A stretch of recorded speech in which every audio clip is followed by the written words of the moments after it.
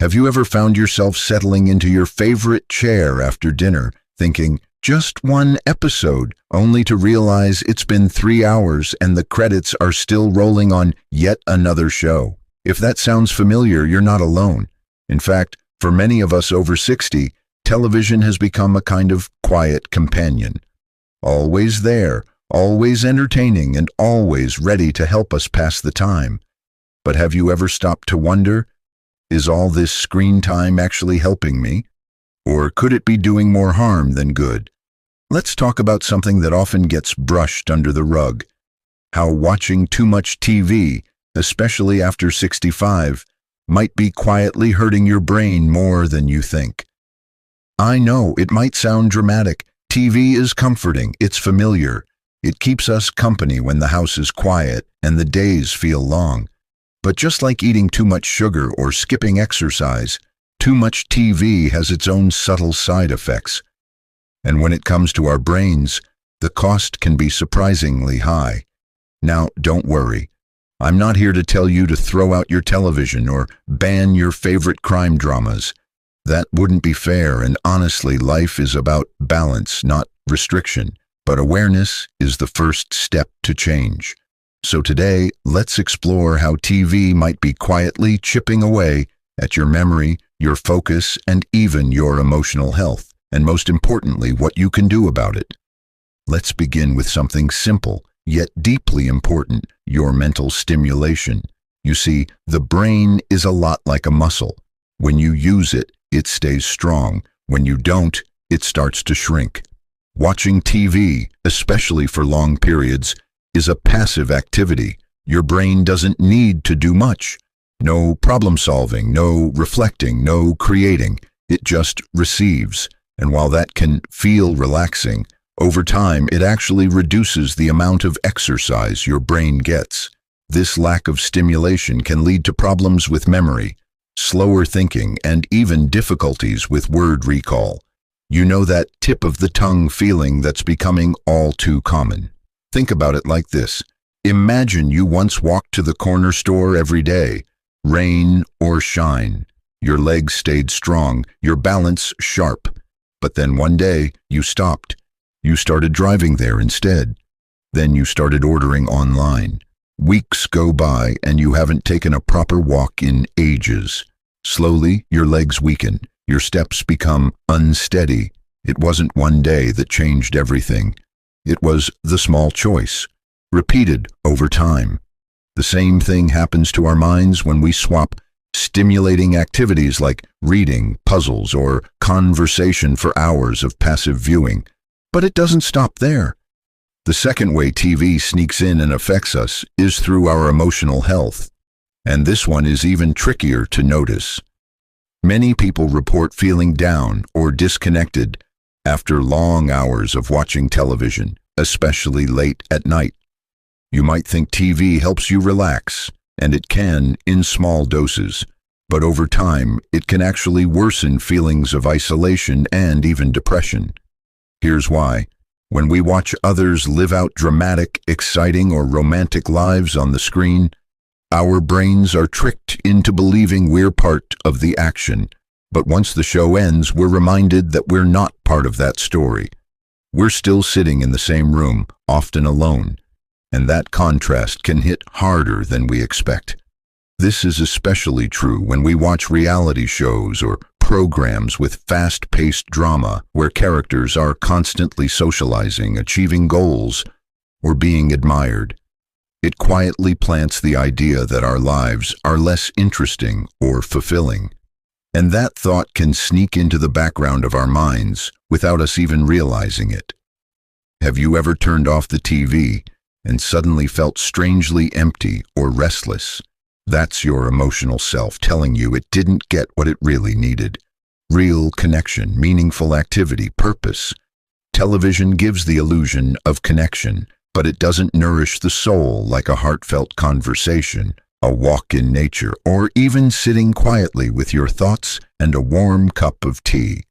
And here's the third, and maybe most surprising, way that too much TV can affect the brain. It disrupts your sleep even if you don't realize it. Many people over 65 already struggle with falling or staying asleep, and watching television, especially at night, can quietly make this worse. The bright, artificial light from the screen confuses your body's natural rhythms. It tells your brain it's still daytime, making it harder for you to wind down naturally. But it's not just the light. The content itself matters too. Whether it's a tense crime show, a sad documentary, or even just the fast-changing scenes of commercials, all of this can stimulate your brain and emotions in ways that make it harder to rest. Even if you do fall asleep afterward, your mind may stay more alert than you think, leading to fragmented, poor quality sleep. And when you're asleep. Now, if you've ever nodded off in front of the TV and then struggled to sleep when you finally crawled into bed, you've already experienced one of those subtle ways screen time affects your brain. And when that happens, night after night, it begins to wear on your energy, your memory, even your sense of peace during the day. But let's keep going, because there's more to uncover. And some of it may truly surprise you. Another sneaky way too much television can affect us is by reducing our social interaction, especially after retirement, when our days naturally become quieter. Think about how often television replaces a phone call, a visit, or even a moment of conversation with a neighbor. It's easier, right? It doesn't talk back, doesn't judge, and doesn't require effort. But over time, this convenience comes at a price, and that price is disconnection. The human brain, no matter how old or wise, still craves connection. Not just digital connection, but the real face-to-face, heart-to-heart kind. It's in our design. We're meant to interact, to tell stories, to laugh with others, to feel seen and heard. But television flips that around. We become the silent observer. We watch other people laugh and cry and argue while we stay still. Our own voice gets quieter, our opinions stay inside, our laughter becomes less frequent, and our world starts to shrink. What's more, studies have shown that regular social interaction helps maintain cognitive function. Just talking with a friend or sharing a story with your grandchild lights up areas of the brain in ways TV never can. It stimulates memory, emotional reasoning, even language processing. And when that kind of stimulation goes missing for long stretches, the brain responds by slowing down. Now, I know what you might be thinking, but I don't always have someone to talk to. And that's completely understandable. Life changes, people move away, some friends are gone. But that's exactly why it's so important to protect the spaces in your day that could be filled with connection. Turning off the television for 30 minutes to call a friend or even chat with a neighbor over the fence is more than a social nicety. It's brain health. It's soul food. Let me share a quick story with you. A lovely woman I once met at a senior wellness class, let's call her Janet, told me that after her husband passed, she started watching television every day from lunchtime until bedtime. It helped the silence feel less heavy. But after a few months, she said, she felt like her thoughts were slower, her memory was foggier, and her emotions, well, she described them as numb. What changed things for her wasn't something big. It was a small routine. She started joining a book club at the local library. One day a week, she sat in a circle, shared her thoughts, and listened to others. That one day helped her come back to life. And guess what? She started watching less TV, not because someone told her to, but because she didn't need it as much anymore. That brings us to another effect of too much TV that's easy to miss, but incredibly important. Reduced physical movement. This one doesn't just affect the body, it affects the brain too. When we sit for hours watching TV, especially without getting up for breaks, our blood flow slows down. And guess where that blood is supposed to go? That's right, to the brain. Movement gets the blood pumping, the oxygen flowing, and the nutrients circulating. Even light physical activity like stretching, walking around the house, or standing while folding laundry helps your brain stay sharp and alert. But hours of sitting, that causes everything to slow.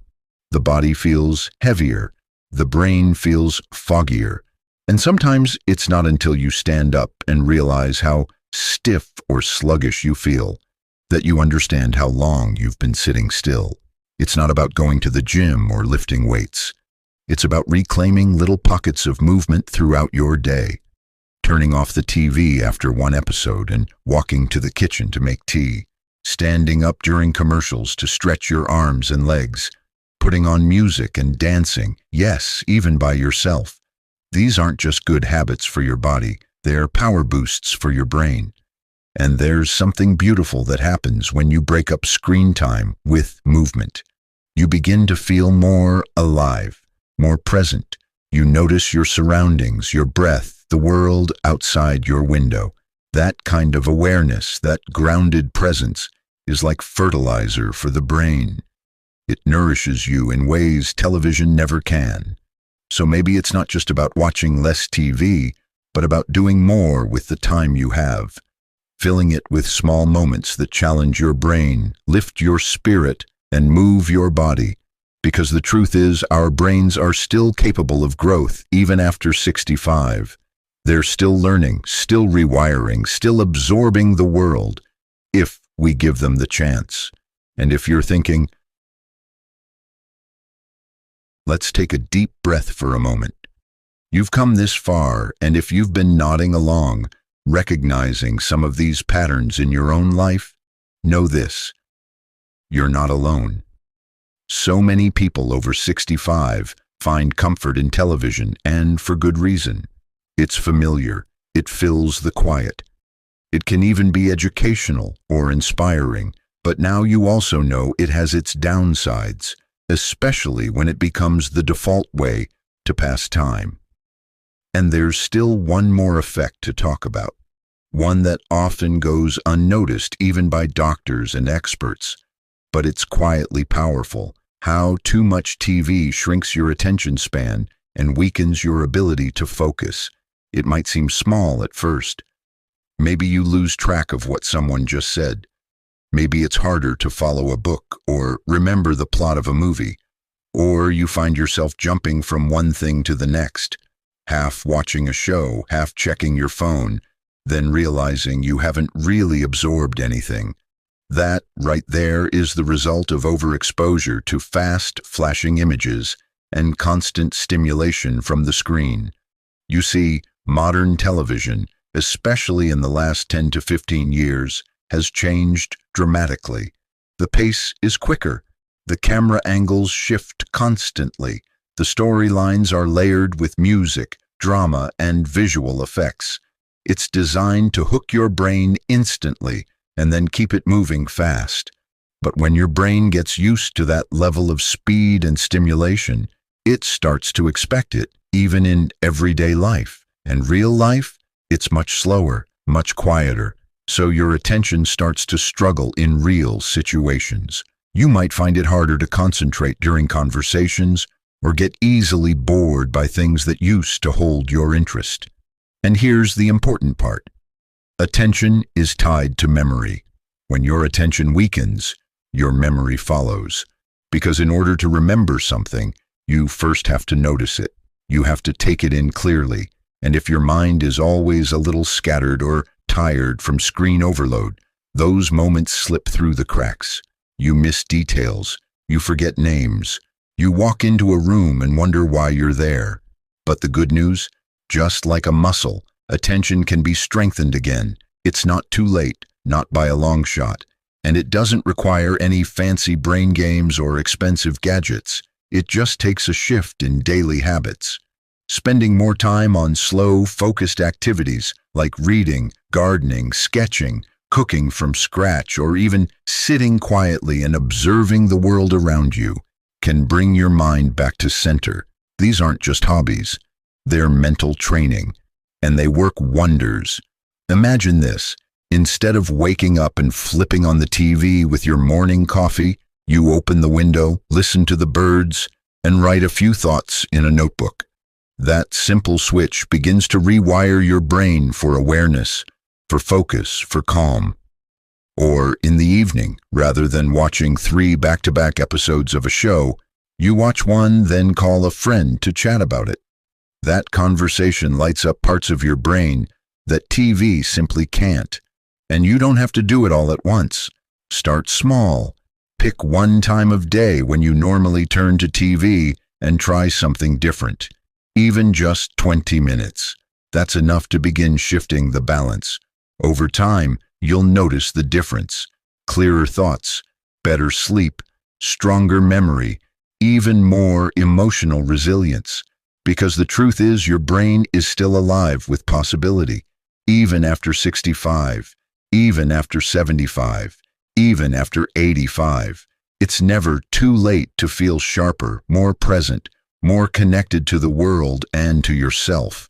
And by being mindful of how much time you spend watching TV and how you balance it with more stimulating, connecting, and peaceful activities, you give your brain the space it needs to thrive. So let's take a moment and reflect. What might you do differently today? Could you replace 1 hour of screen time with a walk? Could you invite someone over for tea instead of watching that 4th rerun? Could you read a few pages of that book you've been meaning to start? Each choice, however small, is a step toward a more vibrant, alert, and joyful version of yourself. Remember, you are not your age. You are your energy, your choices, your curiosity, and those things don't fade unless we let them. If any part of this video spoke to you, I'd love to hear your thoughts. Share your experiences in the comments. What's your relationship with television like? Have you noticed changes in your focus, memory, or sleep? Your story might help someone else watching this feel seen and inspired to make a change. And if you found this video helpful, don't forget to give it a thumbs up and subscribe to the channel. We're here to grow together, learn together, and live our best lives, one smart step at a time. Thank you for spending your time here with me today. You could have been watching another TV episode, but instead, you chose to nourish your mind. That says a lot about you.